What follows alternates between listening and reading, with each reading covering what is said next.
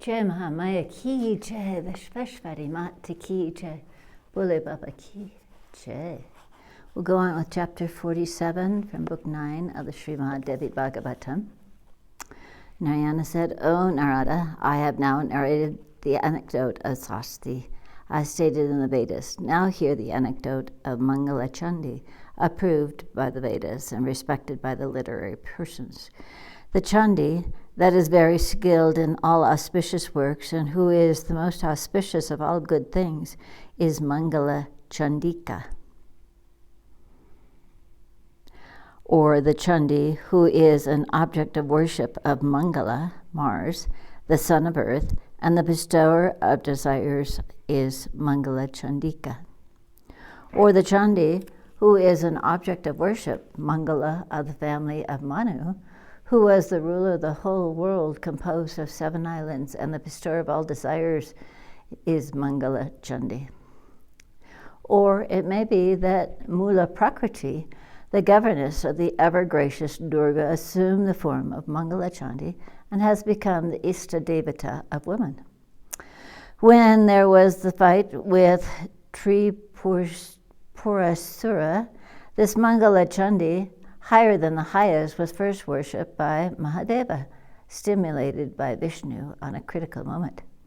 O Brahman, while the fighting was going on, Adhyata threw, out of anger, one car on Mahadeva, and as that car was about to fall on him, Brahma and Vishnu gave a good advice when Mahadeva began to praise Durga Devi at once.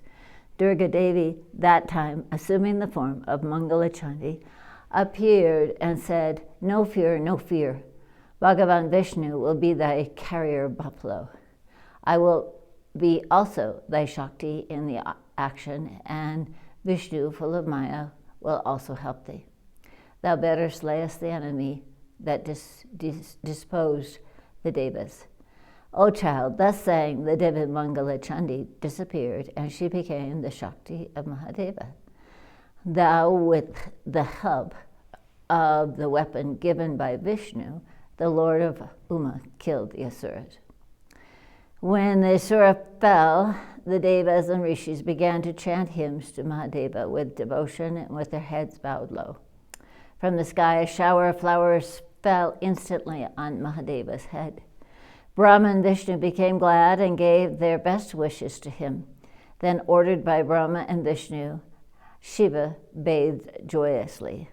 Then he began to worship with devotion the Devi Mangala Chandi with Padya, Archmaniam, and various other clothes, flowers, sandal paste, various goats, birds, garments, ornaments, garlands, special preparations of rice, ghee, milk, and sugar, pistaka, honey, and various other fruits were offered in worship. Dancing music with instruments and the chanting of her name and other festivals commenced. Reciting the Dhyan as in Madhyadina, Mahadeva, Lord Shiva, offered everything, pronouncing the principal radical mantra, Om Hrim Shrim Klim Sarva Puja Deva Mangala Chandika Hum Vat Swaha, in the 21-lettered mantra of Mangala Chandi during worship. The Kalpa Vikrasya, the tree yielding all desires, must be worshipped. O Narada, by repeating the mantra 10 lakhs of times, the mantra siddhi, success in realizing the deity inherent in the mantra, comes. Now I'm saying about the Dhyan of Mangala Chandi, as stated in the Vedas. O Devi Mangala Chandika, thou art 16 years old, thou art ever youthful. Thy lips are like bimba fruits, thou art of good teeth and very pure. Thy face looks like the bimba fruits, thy face looks like autumnal lotuses, thy color is like white kampakas, thy eyes resemble blue lilies. Thou art the preserver of the world, and thou bestowest all sorts of prosperity. Thou art the light in this dark ocean of the world. So I meditate on thee. This is the Dhyan. Now hear the stotra which Mahadev recited before her. Lord Shiva said, protect me, O Mother, O Devi Mangala Chandika. Thou, the destroyer of difficulties, thou givest joy and good. Thou art clever in giving delight and fortune. Thou, the bestower of all bliss and prosperity. Thou, the auspicious, thou art Mangala Chandika, worthy of all good. Thou art the auspicious of all auspicious. Thou bestoweth good to the good persons. Thou art worthy to be worshipped on Tuesday, the Mangala day. Thou art the deity desired by all the king Mangala, born of Manu family, always worship thee. Thou, the presiding deity of Mangala, thou art the repository of all the good that are in the world. Thou, the bestower of all auspicious moksha. Thou, the best of all, thou, the repository of all good. Thou makest one cross all the marmas. The people worship thee on every Tuesday.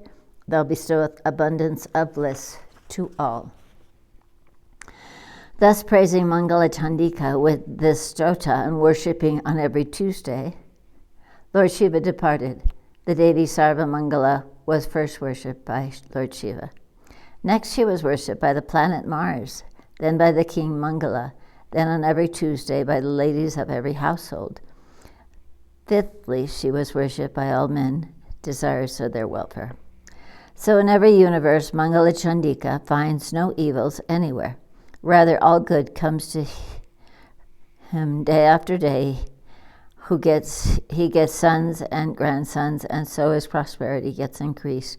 You verily increased. Narayana said, O Narada, I narrated to you the stories of Sasti and Mangala Chandika according to the Vedas. Now hear the story of Manasa that I heard from the mouth of Dharmadeva. Manasa is the mind-born daughter of Maharishi Kasyapa. Hence she is named Manasa. Or it may be she who plays with the mind is Manasa. Or it may be she who meditates on God with her mind and gets rapture in her meditations of God is named Manasa. She finds pleasure in her own self, the great devotee of Vishnu, a Siddha yogini. For 3 yugas she worshipped Sri Krishna, and then she became a Siddha yogi. Sri Krishna, the Lord of the Gopis, seeing the body of Manasa lean and thin due to austerities, or seeing her worn out like the Muni Jarat Karu, called her by the name of Jarat Karu. Hence her name has come also to be Jarat Karu. Krishna, the ocean of mercy, gave her out of kindness her desired boon. She worshipped him, and Sri Krishna also worshipped her. Devi Manasa is also known in the heavens, in the abode of the Nagas, the serpents, in earth, in Brahmaloka, in all the worlds, as of very fair color, beautiful and charming. She is named Jagat Gauri, as she is of very fair color in the world. Her other name is Saivi, and she is the disciple of Lord Shiva. She is named Vishnavi, as she is greatly devoted to Vishnu. She saved the Nagas in the snake sacrifice performed by Pariksit. She is called Nageshwari and Naga Bhagini, and she is capable to destroy the effects of poison. She is called Visharthi. She got the Siddha Yoga from Lord Shiva, hence she is named Siddha Yogini. She got from him the great knowledge, so she is called Mahadhyana Uta, and she got making alive the skill of making alive the dead. She is known as Mritansanjivani. As the great ascetic is the mother of the great Muni Astik, she is known in the world as Astika Mata. As she is the dear wife and the great high-souled of Yogi Muni Jarat Karu, worshipped by all, she is called as Jarat Karu Priya. Vishnavi, Naga Bhavani, Nageshwari, Jarat Karu Priya, Vishahari, and Yanuuti. These are some of her many names, worshipped everywhere in the universe. He who recites these names while worshipping Manasa Devi, he or his family has no fear of snakes. If there be any fear of snakes in one's bed, if the house be infested with snakes, or if one goes to a place difficult for fear of snakes, or if one's body be encircled with snakes, all the fears are dispelled if one reads the Stotra of Manasa. There is no doubt in this. The snakes run away out of fear from the sight of him who daily recites the Manasa Stotra. 10 lakhs of time repeating the Manasa Stotra gives one man success in the Stotra. He can easily drink poisons who attain success in this Stotra. The snakes become his ornaments. They carry him even on their backs. He who is a great siddha can sit on a seat of snakes and can sleep on a bed of snakes. In the end, he sports day and night with Vishnu. Here ends the 47th chapter of the 9th book of the Manasa story in the Mahapuranam Srimad Devi Bhagavatam of 18,000 verses by Maharishi Veda Vyasa. Jai Mahamaya ki jai, Vishveshwari Mata ki jai, Bole Baba ki jai.